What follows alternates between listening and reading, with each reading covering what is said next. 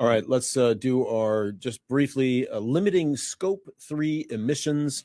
What does that mean for the region? Scope 3 emissions are not produced by the company itself, but the result of activities from assets owned or controlled by them, but by those indirectly responsible for up and down their value chain. And in terms of the ESG world that we are in, people are concerned more and more about these emissions. Why is this important? What's changed? Okay, and who's changed it? So what we always have been talking about, we need to address the climate risk, and the only way you're going to do that is to reduce carbon. And the way, right? And so you have to reduce carbon, and so now everyone's setting up these net zero, right, targets. Countries are setting up net zero targets. Businesses are setting up net zero targets. Now, when you have your emissions, there's three types that you want to count as a business. You have your Scope 1 emissions, and that could be what you are your direct emissions. So if you have a company vehicle, if you have a generator and you're running a factory and you're belching out GHG. It's very clearly you are producing that. That's Scope 1. Yeah. Scope 2 is your indirect emissions. So like when you buy electricity, right? How they're generating that electricity is your Scope 2. So if it's from coal, that's going to be much higher. If it's from solar, wind, renewables, that's going to be much lower.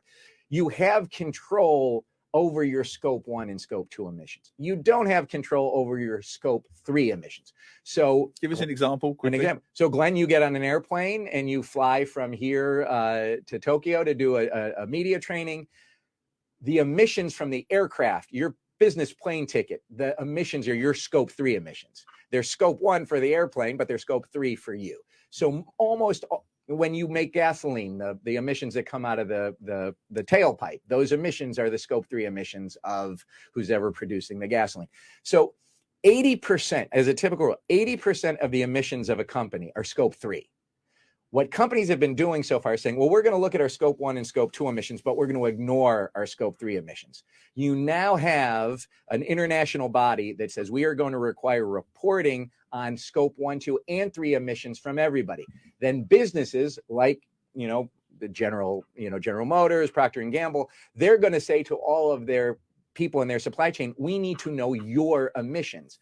So when you source from India, or you source from Indonesia, and this is what's happening in Indonesia right now, the Indonesians are saying, if we don't limit our emissions, we don't limit our Scope 1 and Scope 2 emissions, which are somebody else's Scope 3 emissions, people aren't going to buy from us. And so that's why there is such a focus in Indonesia, where most of the electricity comes from coal. Right? So the Scope 3 emissions for a U.S. company are the Scope 1 or Scope 2 for an Indonesian company. And that's why you have a new net zero hub that's been set up in Indonesia, helping companies reduce their emissions. The Indonesia Chamber of Commerce, Kadin, they're trying to persuade corporate Indonesia to decarbonize. So a good story where you say the U.S. and the EU are saying, we are now going to be counting Scope 3 emissions for U.S. companies and EU companies. Well, those are Scope 1 and Scope 2 in Indonesia, Malaysia, everywhere the rest of the world. Hopefully, this is going to lead to addressing the climate disaster we're facing. We got to go, but Neil, do you have a quick comment on this? Just quickly, you said trying to. How enforceable is it? Quickly. Again, look, to tie back to what's happening with Twitter. If you say you don't, if you're going to allow Donald Trump on Twitter, we're not going to advertise with you. If you don't reduce your Scope 1 and Scope 2 emissions in Indonesia, if you don't get rid of all of this coal, we're not going to source from you. We're going to source from somebody else. It becomes a real economic issue. And that's why it's economics and business and the free market that are going to drive climate risk. And that's to drive addressing climate risk. So let's hope this works. Always comes back to the wallet. Always comes back to the wallet. All right, Steve, thanks so much. Appreciate your time. We'll see you next week. Next week.